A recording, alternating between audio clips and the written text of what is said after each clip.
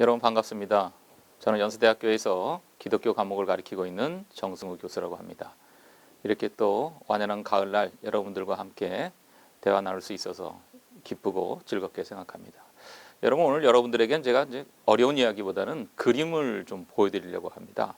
여러분들 그림에 관심 있는지는 모르겠지만 오늘은 그 서양 회화에 나타난 다양한 예수 그리스도에 관한, 서양 회화에 어떻게 예수의 얼굴이 표현되고 있는가, 왜 그렇게 표현되고 있는가, 그 얼굴들이 어떻게 변해 나가고 있는가를 한번 여러분과 살펴보려고 합니다. 그러면서 서양 사람들에게 예수라는 인물이 과연 어떠한 의미를 가지고 있는지 여러분들과 함께 생각해 보도록 하겠습니다.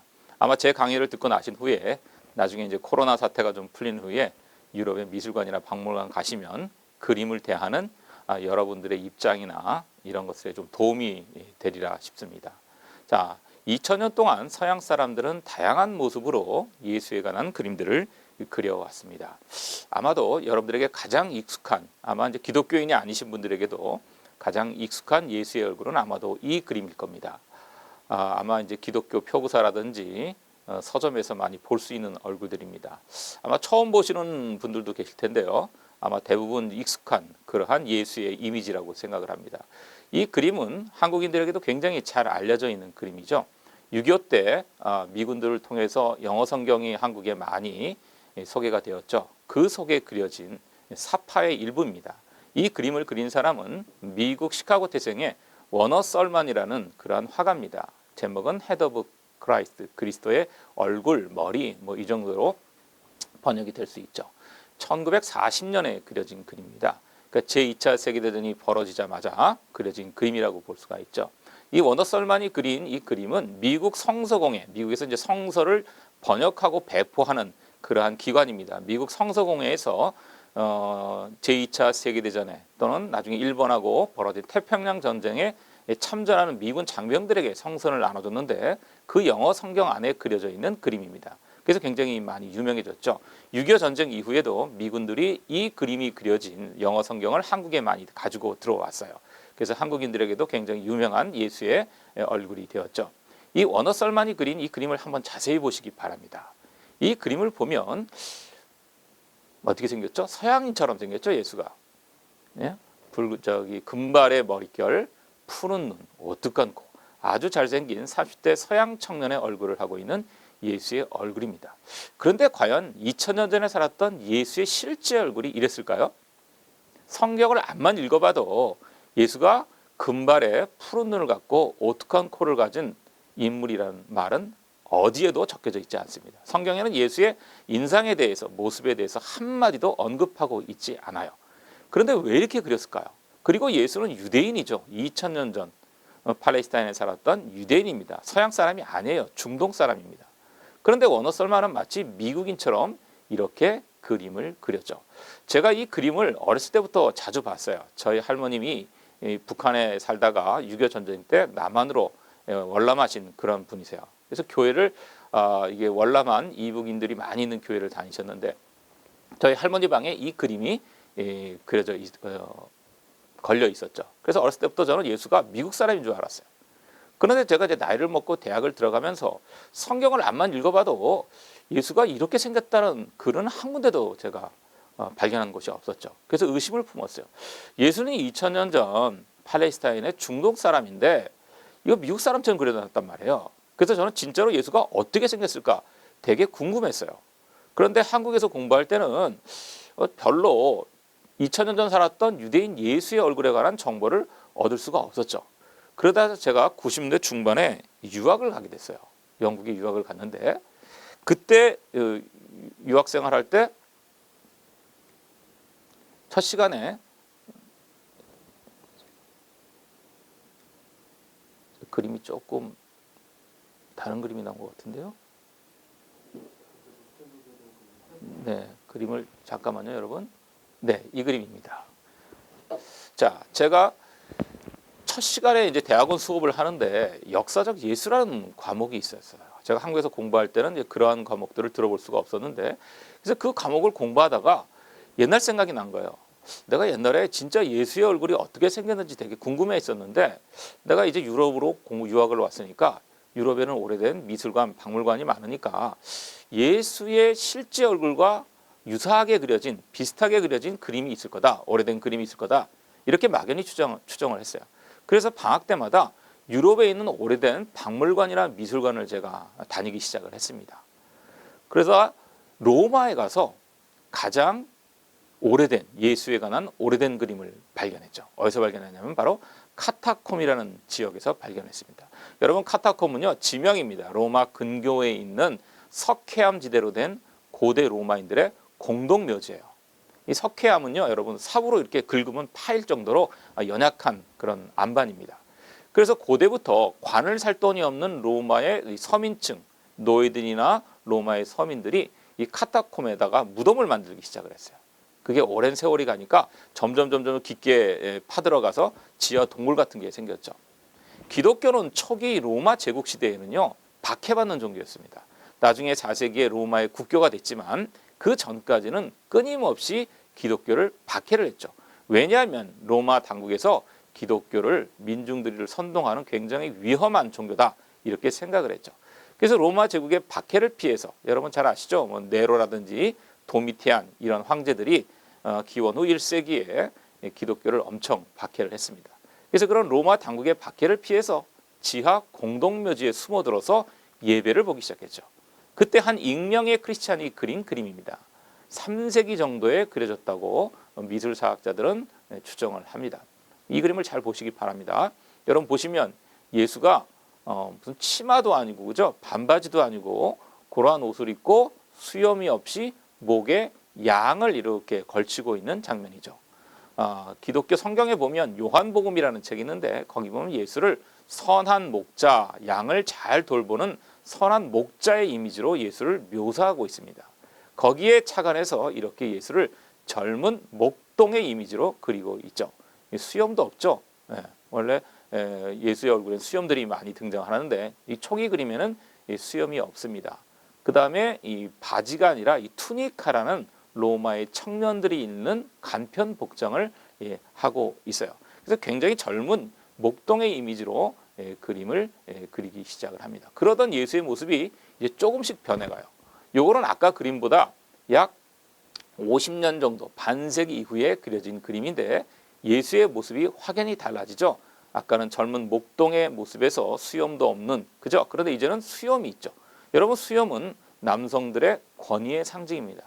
지금도 중동에 가면 남성들은 다 수염을 기르죠. 그 다음에 예수의 옷이 젊은 이들이 입는 투니카에서 이제 나이 든 사람들이 입는 투가라는 옷으로 바뀝니다. 그 다음에 머리 뒤에 이게 둥그런 무슨 보름달도 아니고 이게 뭐죠? 후광이라고 얘기하죠. 아우라라고 얘기를 합니다. 그래서 성인들을 묘사할 때 이렇게 아우라를 표시를 하죠. 이 예수가 좀 신격화된 모습으로 이제 등장합니다. 그 다음에 왼쪽과 오른쪽에 A와 W라는 문자가 있죠. 근데 여러분, 이건 영어 알파벳이 아닙니다. 기원전 4세기에 영어 알파벳은 소개되어 있지 않았죠. 이거는 헬라어입니다. 당시에 지중해 공용어였던 그리스어의 첫 번째 문자 알파와 마지막 문자 오메가를 상징합니다. 고대에는요, 아라비아 숫자가 소개되어 있지 않았죠. 아라비아 숫자는 12세기 십자군 전쟁을 통해서 유럽에 소개되기 시작했습니다. 그래서 그전에는요, 그리스 알파벳이나 라틴어 알파벳으로 숫자를 표기했죠. 그래서 그리스어 알파와 오메가는 시작과 마지막을 상징하는 그러한 알파벳이라고 볼 수가 있죠. 그래서 우주의 시작과 우주의 마지막을 지배하는 그러한 신적인 인물로 예수가 이제 점점 신격화된 모습으로 등장하기 시작을 합니다. 자, 6세기의 그림을 하나 좀 보여드릴게요. 이거 비잔틴 모자이크 양식이라고 얘기를 하는데요. 콘스탄티노플에서 발견된 그런 그림입니다. 여기 보시면 비잔틴이라는 것은 지금의 이스탄불, 그리스의 이스탄불을 고대 시기에는 비잔틴이라고 불렀죠. 로마 황제 콘스탄틴 황제가 4세기에서 로마 제국의 수도를 로마에서 지금의 이스탄불, 당시에는 비잔틴이라고 해야죠. 그쪽으로 이사를 갑니다. 수도를 옮기는 거죠. 그러면서 이제 그려지기 시작한 것이 이 비잔틴 양식의 그림이죠. 이 그림을 보시면요, 예수가 수염이 있고 뒤에 후광이 있죠. 신을 묘사합니다. 그 다음에 왼쪽에 황금으로 또는 보석으로 장식되어 있는 커다란 성경책을 들고 있습니다. 여러분, 6세기에는 종이가 없었기 때문에 양 가죽이나 송아지 가죽에다가 성경을 일일이 필사를 했습니다. 인쇄술이 없었죠. 손으로 수도사들이 몇 년에 걸쳐서 성서 본문 전체를 양가죽 위에다 묘사를 합니다. 글씨를 썼다는 것이죠. 그렇기 때문에 이 성경책 가격이 어마어마하게 비쌉니다. 양이 수백 마리가 죽어야 이 성경의 어떤 재질로 사용할 수가 있었던 거죠. 그래서 여러분 성경책 한 권 가격이 중세의 이러한 양피지에 그려진 성경책 한 권 가격이 노동자들 30년 월급 가격이었다고 합니다. 그러니까 어마어마하게 비싼 고귀한 물건이었죠. 그러한 성경을 예수가 왼쪽에 딱 끼고 있죠. 그 다음에 오른손에 손가락 포즈를 잘 보십시오. 이 손가락 세 개를 위쪽으로 이렇게 들어들고 있죠. 이게 뭐냐면 판토크라토르라는 상징입니다. 판토크라토르라는 말은 그리스 말로 왕 중의 왕, king of kings라는 거예요. 우주를 지배하는 왕이다. 모든 왕들의 으뜸인 왕이다 하는 그러한 뜻을, 판토크라토르라는 뜻을 표시하고 있습니다. 이제 예수가 이 젊은 목동의 이미지에서 우주를 지배하는 왕의 이미지로 이렇게 변화돼가는 모습을 우리가 볼 수가 있습니다. 이러한 변화는 무엇을 의미할까요? 그것은 바로 로마 제국의 어떤 지배자의 이미지를 닮아 있다고 볼 수가 있습니다. 왜냐하면 로마라는 제국은 지중해 전체를 지배한 그러한 제국이었습니다. 그래서 저 북서쪽에 브리타니아, 지금의 영국으로부터 해서 지금의 이집트, 시리아까지를 로마 제국이 다 지배를 했죠. 그래서 언어도 다양하고 문화, 종교, 인종이 굉장히 다양했습니다. 그래서 로마 황제는 이 다양성들을 하나로 묶어낼 수 있는 심벌이 필요했죠. 그래서 하나의 제국, 하나의 황제, 하나의 주님. 그래서 예수가 마치 로마 황제와 같이 권력화된 모습으로 점차 변해가는 모습을 볼 수 있다 하는 그런 이야기입니다. 그래서 카타콤에서 초기에 발견된 젊은 목동의 이미지에서 이제 6세기에 가면 로마의 황제를 닮은 지배자의 모습으로 예수가 변모하는 것을 우리가 볼 수 있다 하는 이런 이야기입니다. 요거는 중세 스페인의 대성당에 새겨져 있는 스테인드 글라스. 여러분 스테인드 글라스라는 말 들어보셨죠? 유럽에 가면 오래된 고딕 성당 유리창에다가 칼라로 이렇게 그림을 그려놓은 것을 스테인드 글라스라고 얘기를 합니다. 이 중세 고딕 성당에 그려진 이 스테인드 글라스에는 주로 성서의 내용들이 많이 기록이 되어 있습니다. 왜냐하면요, 중세 사람들은요 문맹률이 95%를 육박을 했습니다. 그 다음에 이 사람들이 문맹률도 높았을 뿐만 아니라 성서의 가격이 워낙 고가였기 때문에 일반인들은 성서를 소유할 수도, 그 다음에 성서의 언어는 주로 로마 제국의 라틴어로 기록이 되어 있어요. 그렇기 때문에 일반인들은 성서를 소유하거나 읽거나 평소에는 구경조차 할 수가 없었습니다. 그래서 일요일 날 미사에 가면 예배 시에 신부들이 한 1분이나 2분 정도 라틴말로 성서를 읽어주는 것이 고작이었죠. 그래서 일반인들은 성서의 내용을 전혀 몰랐습니다. 그렇기 때문에 교회에서 이 사람들을 교육하기 위해서 교회 유리창에다 성서에 등장하는 다양한 내용들, 인물들을 그림으로 그려 넣기 시작했죠. 그래서 우리가 유럽에 가서 고딕 성당에서 볼 수 있는 스테인드 글라스는요, 예술 목적이 아니라 교육 목적으로 그려 넣었다는 사실입니다. 중세에 그려진 예수의 얼굴들, 특히 스테인드 글라스 보면 전부 다 이렇게 권위 있는 모습으로 예수가 그려져 있습니다. 그 이유는 여러분 중세는 봐도 교회 권력, 로마 카톨릭의 교황이 지배했던 왕권을 넘어서는 종교 권력이 압도했던 그러한 시대입니다. 그래서 예수를 이렇게 권위 있는 모습으로 그리는 그림들을 여러분들이 고딕 성당에서 많이 볼 수 있다는 그러한 이야기입니다. 자, 요 그림을 보시면요, 이게 재미있는 일화가 있는 그림입니다. 요거는 동방정교회. 여러분 기독교 하면요 크게 세 개의 분파로 나눕니다. 로만 카톨릭, 그 다음에 11세기 로만 카톨릭에서 갈라져 나온 동방정교회. 여러분들이 그리스라든지 러시아에 가시면 이런 동방정교, 러시아는 이제 동방정교에서 또 갈라져 나온 러시아 정교회죠.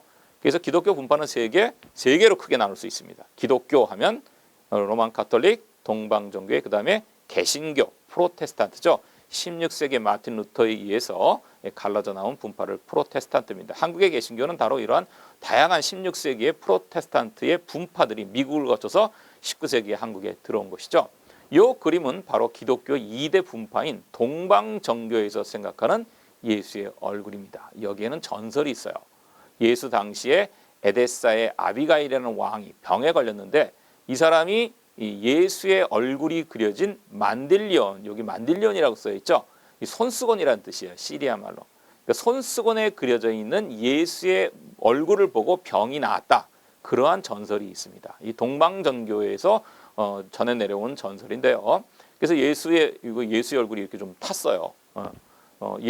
예수의 얼굴에서 빛이 나서 그게 이제 만들리온 손수건에 이렇게 찍혔기 때문에 이렇게 탄 모습이죠. 그래서 동방정교회 사람들은 이 얼굴이 진짜 예수의 얼굴이라고 지금도 믿고 있어요. 시간이 없어서 제가 자세하게 말씀을 못 드리는데, 이거는 제가 2001년에 영국의 내셔널 갤러리에서 전시할 때 가서 직접 찍은 사진입니다. 이게 모조품이긴 한데요. 동방정교회 사람들이 믿는 진짜 예수의 얼굴이라고 볼 수가 있습니다. 자, 그 다음은요, 로만 카톨릭의 전설을 소재로 한 그림입니다. 이 그림은 한 그 여성이 긴 목욕 타월 같죠? 아까는 조그만 손수건 만딜리온에 찍혀져 있는 예수의 얼굴인데, 이건 긴 목욕 타월에 찍혀져 있는 예수의 얼굴입니다. 이 타월을 펼치고 있는 여성의 이름은 베로니카입니다. 그래서 세인트 베로니카, 베로니카 성녀죠. 그 성녀가 이 스타리움, 라틴 말로 큰 수건, 장수건을 의미합니다. 거기에 찍혀져 있는 예수의 얼굴이죠. 여기도 전설이 있어요. 전설에 따르면 성경에는 없는 이야기입니다. 카톨릭에서 중세부터 유포했던 전설인데요. 예수가 십자가를 메고 골고다로 이제 처형장으로 끌려갈 때 여러 번 피를 흘리고 쓰러지죠. 그때 군중 틈에 있던 이 베로니카라는 여성이 너무 마음이 안 좋아서 자기가 갖고 있던 수건을 예수에게 던집니다. 이게 피땀을 닦으라는 얘기겠죠. 그래서 예수가 자신의 얼굴에 피와 땀을 닦고 이 수건을 베로니카에게 넘겨줍니다. 나중에 집에 와서 세탁하려고 수건을 펼쳐보니까 여기에 예수의 얼굴이 찍혀 있더라. 이게 전설이에요. 그래서 이게 베로니카의 전설입니다. 그래서 이 그림은 르네상스 중기에 그려진 그림인데요. 르네상스부터 수많은, 특히 이태리 화가들이 이 베로니카의 전설을 소재로 많은 그림을 그렸어요. 나중에 여러분들이 유럽에 가셔서 오래된 박물관이나 미술관 가시면 이러한 그림들을 많이 볼 수가 있습니다. 이 그림은 스페인의 궁중화가 엘 그레코가 그린 베로니카의 수건입니다. 여기 수건을 펼치고 있는, 예수의 얼굴이 찍혀있는 수건을 펼치고 있는 여성이 바로 세인트 베로니카라고 볼 수가 있죠. 그래서 예수의 얼굴은 굉장히 신성한 힘이 있다라는 그러한 의미라고 볼 수가 있어요. 자, 요거는 지오토라는 르네상스 초기에 이탈리아의 화가가 그린 유다의 키스라는 그림입니다. 이 그림은 서양 회화사에서도 굉장히 유명한 그림이죠. 왜냐하면 이 그림은 중세 이 종교화의 전통을 다 깨어버린 파격적인 작품입니다. 여러분, 중세의 종교화를 보면요, 이게 인간의 이 분노나 감정들을 표출하지 못하게 되어 있습니다. 왜냐하면 성스러운 종교화에 인간의 희로애락을 표현하는 게 금기였어요. 그래서 교회가 요청하는 대로 화가는 딱 그 매뉴얼대로 그림을 제작을 해야 되지, 이 작가가, 화가가 자기 마음대로 창작을 하면 안 됐어요. 그래서 그 교회의 매뉴얼에 따라서 그림을 그렸는데, 이 지오토라는 사람은 굉장히 급진적인 화가였어요. 그래서 그러한 전통들을, 종교화가 지켜야 될 전통들을 다 깨어버리고 자신의 창작 의지대로 그림을 그렸어요. 이게 대표적인 그림이 유다의 키스인데요. 이 그림에 보시면요, 분노한 예수를 이제 겟세마네에서 밤에 기도하고 있는 예수를 가룟 유다를 앞세워서 체포하는 장면이에요. 예수한테, 가운데 있는 예수한테 이제 허그하는 노란 옷을 입고 있는 사람이 가룟 유다죠. 가룟 유다 뒤에 이 군사들이 예수를 체포하러 오고 있죠. 자, 이 사람들의 표정을 한번 보세요. 굉장히 정적이 아니라 동적이죠. 인간의 분노와 뭐 이러한 과격한 분위기들을 그대로 노출시키고 있죠. 중세에서 이렇게 그렸다가는 화형당합니다. 근데 지오토는 용감하게 자신의 화가의 의지를 그대로 그림에 반영시켰다고 볼 수가 있다 하는 그런 얘기죠. 그래서 이 지오토를 필두로 르네상스에서는 이렇게 파격적인 그림들이, 파격적인 종교화들이 많이 그려집니다. 그 대표적인 그림이 우리가 잘 알고 있는 미켈란젤로의 최후의 심판입니다. 로마 바티칸 성당에 가시면 그 성당 안에 수많은 조그만 교회당, 채플들이 있어요. 그 중에 하나가 시스틴 채플인데, 그 안에 벽화로 그려진 그림이 미켈란젤로의 최후의 심판입니다. 이 그림의 내용은 신약성서 맨 마지막에 있는 요한계시록의 내용을 그림으로 그린 작품입니다. 그 그림의 내용은 마지막 최후의 심판, 정중앙에 구름을 타고 계신 분이 지저스 크라이스트예요. 이 사람이 이제 지옥 갈 사람들, 천당 갈 사람들, 천국 갈 사람들을 이렇게 심판하고 있는 그러한 장면이에요. 그런데 이 그림이 왜 르네상스를 대표하는 그림이냐? 확대해서 한번 보도록 하겠습니다. 이 그림을 확대하면 이렇게 되어 있죠. 정중앙에 예수가 천국 갈 사람들, 지구 갈 사람들을 심판하고 있는 장면입니다. 옆에 있는 여성은 어머니 성모 마리아라고 볼 수가 있죠. 그런데 여러분 보세요. 이 그림에 보면 남성들이 다 벗고 있죠. 거의 반나체예요. 원래는 다 벗겨놨다고 얘기를 합니다. 왜 이렇게 그려놨을까요? 여러분 중세에 이렇게 그림은요, 이 화형당합니다. 화가가. 인간의 육체는 악한 것이라고 생각을 했죠. 중세는 인간의 죄, 여러분 죄 원죄가 있기 때문에 인간의 육체는 악한 것이라고 생각했죠.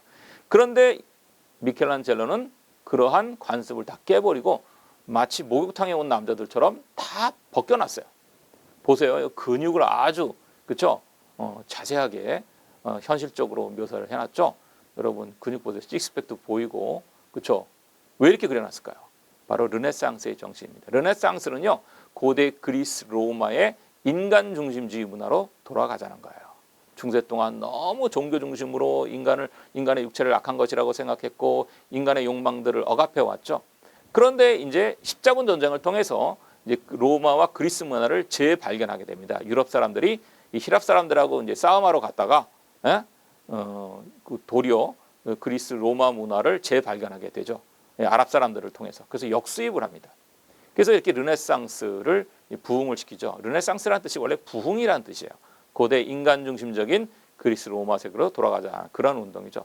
그래서 인간의 육체는 악한 것이 아니라 아름다운 것이다, 신이 준. 그래서 이렇게 인간의 육체를 다 사실적으로 묘사를 하고 있는 겁니다. 미켈란젤로가. 그런데 중요한 것은 예수의 포즈입니다. 이 중앙에 있는 예수가 오른손을 번쩍 들어 올리고 마치 따귀를 갈기 듯한 그런 포즈를 취하고 있죠. 왜 이런 포즈를 취하고 있을까요? 처음에 이 그림을 거의 완성 단계에서 이 미켈란젤로가 고위 성직자들에게 이 그림을 공개했습니다.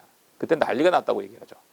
도대체 저게 예수냐 제우스냐 이렇게 얘기를 했대요. 이건 예수가 아니라 제우스 같다라고 사람들이 얘기했다는 거죠. 여러분 제우스가 누구죠? 그리스 신화에 나온 올림푸스의 신들의 왕을 제우스라고 부르죠. 여러분 제우스가 신과 인간을 심판할 때 사용하는 도구가 벼락이죠. 벼락 던지는 장면이에요. 제우스가 이렇게 벼락을 탁 던지는 장면이죠. 예수를 마치 제우스처럼 미켈란젤로가 묘사를 했죠. 왜 그랬을까요? 그리스 로마 신화에 나오는 신들의 왕 제우스와 예수의 이미지를 합치시킴으로써 그렇죠? 르네상스의 정신을 상징하는 인물로 예수를 이렇게 그렸다는 거예요. 이처럼 이렇게 시대 정신으로 유럽 사람들은 그 시대마다의 시대 정신으로 예수의 얼굴을 그리고 있다라는 사실을 또한 볼 수가 있죠. 그러다가 이제 르네상스가 지나면서 17세기, 18세기에 가면서 점점 예수를 신적인 인물이 아니라 우리와 같은 인간적인 인물로 예수를 그리기 시작을 합니다. 그 대표적인 인물이 엘 그레코라는 스페인의 공중화가입니다. 여러분 예수의 얼굴을 잘 보세요. 눈에 눈물이 글썽글썽하죠. 그렇죠? 굉장히 인간적인 슬픔을 드러내고 있는 예수의 얼굴입니다. 이 얼굴은 겟세마네에서 마지막 날 내일이면 내가 십자가에 못 박혀 죽을 줄 알았던 예수가 이제 신에게 인간적인 감정을 토로하는 마지막 기도를 하게 됩니다. 그때 그 장면을 이렇게 인간적인 모습으로 엘 그레코가 형상화하고 있다고 볼 수가 있죠. 그래서 17세기 후반부터 예수의 어떤 신적인 이미지보다는 인간적인 이미지를 강조하는 그림들이 등장하기 시작합니다. 다음도 보시면 너무나 잘 알고 있는 여러분들이 렘브란트라는 네덜란드의 초상화가죠. 렘브란트도 이렇게 대단히 인간적인 예수의 얼굴을 그리고 있죠. 아주 고뇌에 빠진 청년의 얼굴을 렘브란트가 그리고 있어요. 렘브란트는 예수의 얼굴을 많이 그렸습니다. 뭔가 골똘히 생각하고 있는 고민 많은 젊은 청년의 모습을 예수의 얼굴에 형상화하고 있죠. 무슨 생각을 하고 있을까요? 예? 렘브란트라는 사람은요, 빛과 어두움 그림 속에서 명암대조를 통해서 등장인물의 내면 세계를 탁월하게 형상화하는 영혼의 화가라는 별명을 가지고 있는 그러한 화가입니다. 그래서 명암대조, 이것을 미술사에서 테네브리즘이라고 얘기를 하더라고요. 그래서 이렇게 어두움과 빛을, 여러분 예수의 얼굴에 이렇게 빛이 좀 이렇게 쫙 드러나 있죠. 그래서 그 사람의 의식 세계를 이렇게 표착하고 있다고 볼 수가 있어요. 대단히 인간적인 모습을 가지고 있죠. 그래서 점차로 18세기부터 이제 인간적인 예수의 얼굴들이 많이 서양 그림 속에서 등장을 하게 됩니다. 여러분 잘 알고 있는 폴 고갱이라는 프랑스의 화가죠. 고흐하고 굉장히 친했다가 나중에 미치광이 고흐하고 더 이상 살 수 없다. 그래서 몇 달 만에 결별하는 화가죠. 이 사람도 상태가 그렇게 좋은 사람은 아닌 것 같아요. 이 사람도 굉장히 화단에서 굉장히 비판도 받고 인정을 못 받았죠. 그래서 예수의 십자가 밑에 자신의 자화상을 뜩 그려놓고 있어요. 이게 무슨 정신세계죠? 왜 이렇게 그렸을까요? 아마도 외롭게 십자가에 매달려 죽어가는 예수의 그러한 상황을 자신이 처해 있는 상황과 이렇게 오버랩 시켜서 그린 것 같아요. 그래서 고갱도 예수처럼 사람들에게 비난받고 멸시받고 천대받았던 자신의 모습을 이렇게 자화상을 예수의 십자가 앞에다 이렇게 그려놓은 게 아닌가, 저는 그렇게 해석을 합니다. 자, 이건 칼 슈미트라는 독일의 화가가 그린 그림이죠. 여러분, 예수의 얼굴을 이렇게 그렸어요. 여러분, 이 얼굴을 보면 어떠한 정서가 여러분 드러날까요? 예쁘다, 아름답다, 숭고하다? 이게 아니죠. 좀 기괴하죠. 공포스럽죠. 두렵죠. 왜 이렇게 그랬을까요? 이 그림을 그린 해가 1919년입니다. 제1차 세계대전이 끝난 1년 후 정도에 그린 그림이죠. 여러분, 제1차 세계대전은요, 최초로 인류가 과학기술 문명을 통해서 대량 살상 무기를 개발해서 그래서 1천만 명을 죽었어요. 여러분, 유럽 전선에서. 인간이 발전한 과학기술 무기가 부메랑처럼 인간을 대량 학살할 수 있다는 사실을 깨달은 게 제1차 세계대전이죠. 어마어마한 사람들이 죽었습니다. 그래서 예수의 얼굴을 통해서 인간들의 분노와 공포 이러한 것들을 표출한다고 볼 수가 있죠. 그래서 1차 세계대전 속에서 보여줬던 인간의 모습을 예수의 얼굴에 투영해서 그린 그림이라고 저는 생각을 합니다. 자, 이거는 제2차 세계대전이 끝나던 해에 그렸던 프랑스의 화가 조르조 루오가 그린 그림입니다. 예수의 얼굴이 굉장히 어린 나이와 같이 천진난만하게 그려놨죠. 굉장히 좀 그렇게 뭐라 그럴까요? 현실적이지도 않은 그런 얼굴이죠. 이 조르조 루오라는 화가는 굉장히 인생을 성스럽게 살았던 인물이었다고 합니다. 이 사람은 또 제2차 세계대전을 통해서 잃어버린 회복해야 될 인간의 얼굴을 예수의 얼굴을 통해서 이렇게 그리고 있다, 저는 생각을 합니다. 그래서 서양인들에게 예수의 얼굴은 단순히 2000년 전에 살았던 나사렛 목수의 얼굴이 아니라 인간의 어떤 원형질, 인간이 닮아야 될, 인간이 궁극적으로 도달해야 될 어떠한 인물로서의 얼굴이라고 볼 수가 있다는 그러한 이야기입니다. 자, 그렇다면 이 그림은요, 인도 사람이 그린 거예요. 자, 다른 문화권에 기독교가 들어갔을 때 다른 문화권 사람들은 예수를 어떠한 이미지로 형성화했을까라는 겁니다. 이 그림은 인도 사람이 그린 그림이죠. 예수가 마치 부처처럼 이 메디테이션 좌선을 하고 있는 장면이죠. 손과 발의 못자국 보이세요? 그림 제목을 보세요. Jesus as Guru. 구루라는 것은요, 힌두교에서 정신적 스승을 구루라고 부르죠. 여러분, 불교에서는 뭐라고 부르죠? 보살이라고 부르죠. 여러분, 유교, 특히 한국처럼 600년 동안 유교 성약 전통이 있는 나라에서는 본받아야 될 스승을 군자, 선비 이렇게 부르죠. 그래서 인도 사람들은 이 힌두교적 배경을 갖고 있는 인도인들에겐 예수가 마치 구루처럼, 인도의 정신적 스승인 구루처럼 그러한 이미지로 받아들여졌을 것이다 하는 그러한 이야기입니다.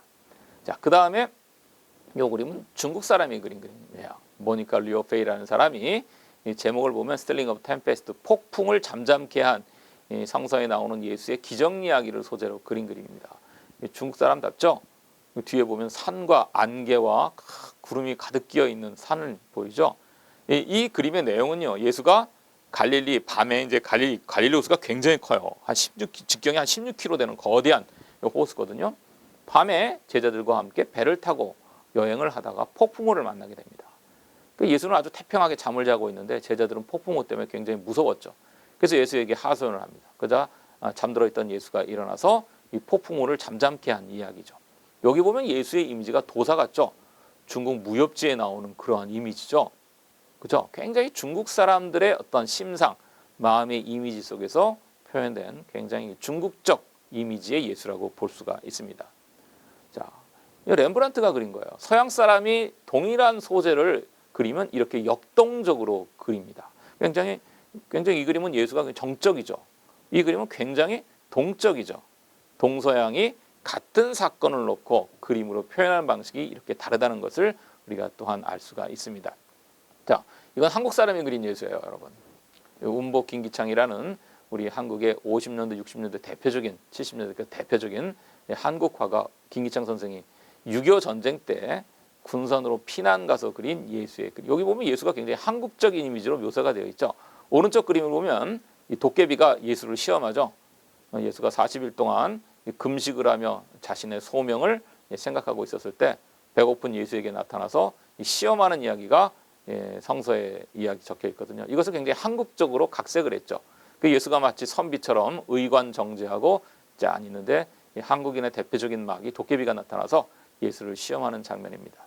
자, 왼쪽 그림은 요단강에서 세례 요한에게 세례를 받는 예수의 이미지예요. 성경에 보면 그때 예수가 이제 세례를 받을 때 하늘이 열리고 홀리 스피릿 성령이 비둘기의 형상으로 내려왔다 이렇게 되어 있는데 운보 선생은 비둘기 대신에 하늘나라 선녀님들이 그죠 국악기를 들고 연주하면서 내려오고 있죠.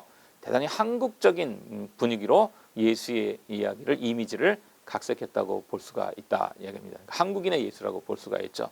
이렇게 시대에 따라서 문화권에 따라서 다양한 시대적 이미지로 예수를 묘사하고 있습니다. 여러분 이 그림은요 멕시코의 화가 오르츠코라는 사람이 그린 그림이에요. 여기 보시면 예수가 부활을 했는데 자기가 매달렸던 십자가를 도끼로 몸소 찍어내고 부활하신 모습이죠. 뒤에 배경을 보시면요 이 전쟁 무기들이 잔뜩 뒤에 쌓여 있죠. 여러분 50년대 멕시코라는 나라는요 라틴 아메리카 멕시코를 필두로 한 남미는요 서구 제국주의의 경제적 희생물의 대상이 된 나라들이죠. 여러분 십자가는요 로마의 제국주의, 로마의 군국주의에 대한 상징물이에요. 예수가 십자가에 처형당했잖아요. 부활이라는 것은 바로 이러한 제국주의의 군사적인 폭력으로부터의 해방이다. 이렇게 해석을 했던 것 같아요. 오르츠코라는 화가는. 그래서 예수를 이렇게 혁명가의 이미지로 묘사를 하고 있다고 볼 수가 있습니다. 그래서 50년대부터 소위 남미에서는 해방신학이라는 게 등장하죠. 그래서 남미 해방신학에서 예수의 이미지는 이렇게 저항적인 오른쪽 그림 재미있죠. 예수가 마치 게릴라로 이렇게 묘사가 되고 있죠. 저는 이 그림을 볼 때 60년대 이 쿠바의 유명한 게릴라 투쟁에 났던 체 게바라라는 인물이 생각이 납니다. 여러분, 요거는 피터 오웬이라는 영국의 작가가 여러분 체 게바라 들어보셨을까요? 50년대, 60년대 이 쿠바의 혁명을 성공시키고 이 쿠바의 국립운행장을 했던 우리 시대의 영원한 혁명의 아이콘 체 게바라죠.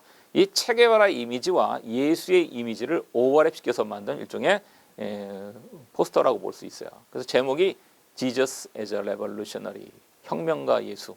그렇죠? 여러분 성경을 읽어보면 예수는 기존 체제에 대해서 당시의 유대교라든지 로마 제국에 대해서 대단히 저항적인 그러한 실천을 했던 분이라고 볼 수가 있죠. 그래서 우리 시대의 저항가 게바라와 체 게바라와 예수의 이미지를 이렇게 오버랩시킨 그림이라고 볼 수가 있습니다. 이 그림은 제가 인터넷 서핑하다가 재밌어가지고 한 건데 레게 파마를 한 흑인 예수의 이미지죠. 밑에 보면 다양한 종교의 심벌들이 있죠. 태극, 동양 종교의 상징이죠.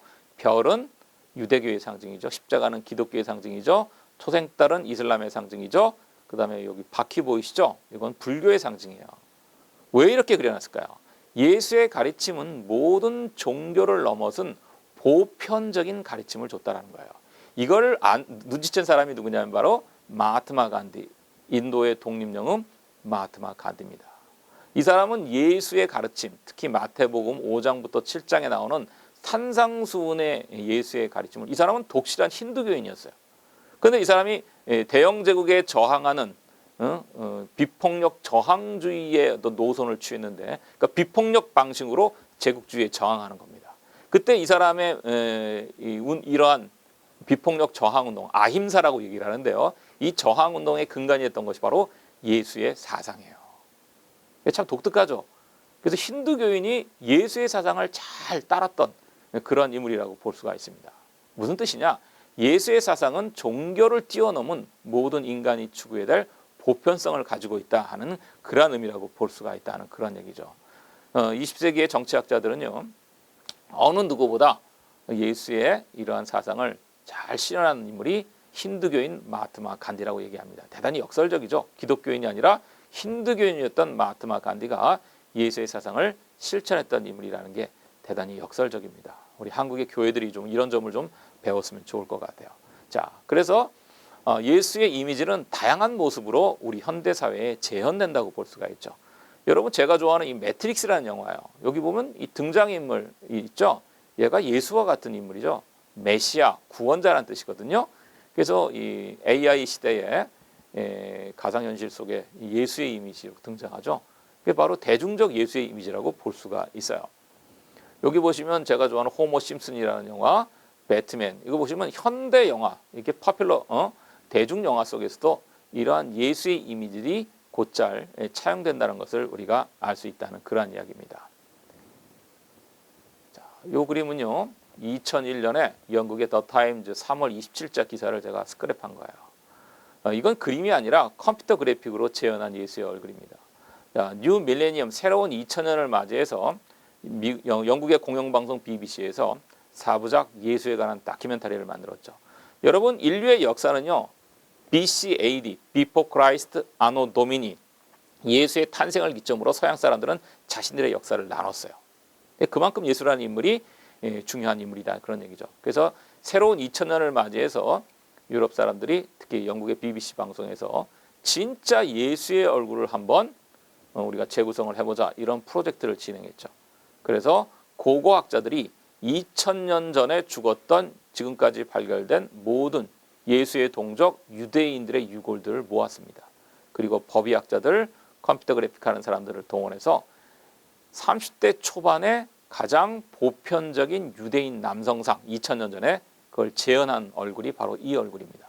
키도 약 160이 안 되는 157에서 158 정도의 키였대요. 여러분 어떠세요? 제일 처음에 제가 보여드렸던 그림 생각나세요? 그렇죠? 어떠세요? 워너 솔만, 제가 제일 처음 보여줬던 이 그림하고 여러분 지금 BBC 방송이 재현한, 고고학적으로 재현한 그림하고 엄청난 차이가 있죠. 서양인이 아니라는 거예요, 예수의 얼굴은. 이 그림을 처음 BBC가 언론에 공개했을 때 많은 영국 사람들이 거의 쓰러졌어요. 우리가 믿는 우리의 구세주 예수가 저렇게 생겼어? 마치 크로마뇽이처럼 생겼잖아요. 그래서 사람들이 아주 학을 뗐어요. 왜 그랬을까요? 우리의 머릿속에 예수는 너무나 서구화된 이미지로 박혀 있다는 거예요. 그리고 우리 머릿속에 예수는 굉장히 추상적이고 관념적으로 박혀 있다는 거예요. 이러한 우리의 잘못된 예수에 대한 고정관념을 이 그림이, 이 BBC가 재현한 이 그림이 우리에게 도전한다라고 볼 수가 있죠. 자, 여러분, 결론입니다. 예수의 얼굴은 서양인들에게는 큰 바의 얼굴입니다. 아니, 인류의 큰 바의 얼굴이라고 볼 수가 있죠. 여러분, 큰 바의 얼굴 다 아시죠? 나다니엘 호손이라는 미국의 작가가 19세기에 쓴 단편 소설입니다. 어네스트라는 한 마을의 젊은 어린아이가 마을 입구에 있는 산에 있는 그 큰 바의 얼굴을 보면서 그 얼굴처럼 자신이 성장한다는 그러한 이야기죠. 칼 융, 구스타프 칼 융이라는, 여러분 들어보셨을 거예요. 20세기 가장 위대한 심리학자는 예수의 얼굴은 단순한 인간의 얼굴이 아니라 모든 인간이 추구하는 아키타입, 원형적인 얼굴이라는 거예요. 그래서 서양 사람들은 예수의 얼굴을 통해서 자신이 본받고 닮고 싶은 인간 원형의 얼굴로 생각했다고 볼 수가 있죠. 그래서 수많은 서양의 화가들이 2000년 동안 다양한 예수의 얼굴을 그려왔다는 거예요. 여러분, 이 할아버지가 누구냐면 유명한 알버트 슈바이처 박사님이에요. 아프리카의 성자고 노벨 평화상을 받았던 분이죠. 근데 이분이 원래 기독교를 가리키는 스트라스부르크 대학에서 아프리카로 떠나기 전에 기독교 신학을 가리켰던 분이에요. 이분이 1906년에 예수에 관한 유명한 책을 한 권 쓰죠. 지난 서양 사람들이 300년 동안 썼던 수많은 예수에 관한 역사물들, 이런 책들을 비판하는 책을 써요. 근데 그 책에서 결론에서 이 양반이 이렇게 얘기를 합니다. 모든 시대는 예수 안에서 그 시대의 사상을 발견했다. 그렇죠, 여러분? 초기 로마 시대에는 예수를 젊은 목동의 얼굴로 그렸고요. 그렇죠? 르네상스 시대에는, 그렇죠? 예수의 얼굴을 르네상스의 어떤 이상적인 인물로 그렸고, 계몽주의 시대는 대단히 이성적인 예수의 얼굴을 그렸고, 그랬다는 거예요. 사람들은 늘 자신의 성격에 따라서 예수를 만들어냈다, 이렇게 이야기를 하죠. 그래서 결론에서 이렇게 얘기합니다. 진짜 예수가 누구인지를, 예수의 얼굴을 알기를 원한다면 예수처럼 살면 된다는 거죠. 예수의 삶이 어떠했다? 자기를 버리고 이웃을 위해 자신을 철저히 희생시키고 헌신했던 그러한 삶이라고 볼 수 있죠. 그래서 슈바이처도 진짜 예수를 알고 배우기 위해서 아프리카로 자신의 모든 것을 다 희생하고 떠났다는 거예요. 그래서 온갖 갈등과 고난 속에서 예수는 자신을 드러낸다. 그래서 우리들은 예수의 그러한 이웃을 향한 갈등과 고난에 동참함으로써 진정 예수가 누구인지를 배우게 된다. 이렇게 이야기를 하고 있습니다. 자, 여러분 오늘 제 강의를 통해서 여러분들이 진짜 본받고 싶어하는 여러분들의 큰바의 얼굴이 누군지 한 번쯤 생각하는 귀중한 시간이 되기를 기원하면서 강의를 마치도록 하겠습니다. 여러분 고맙습니다.